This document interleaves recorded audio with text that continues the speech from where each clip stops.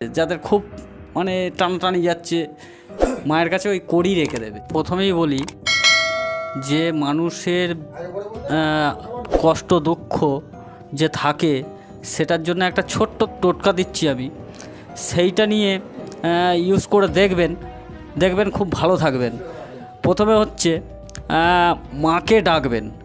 মা ছাড়ার কিন্তু জগতের কেউ নয়।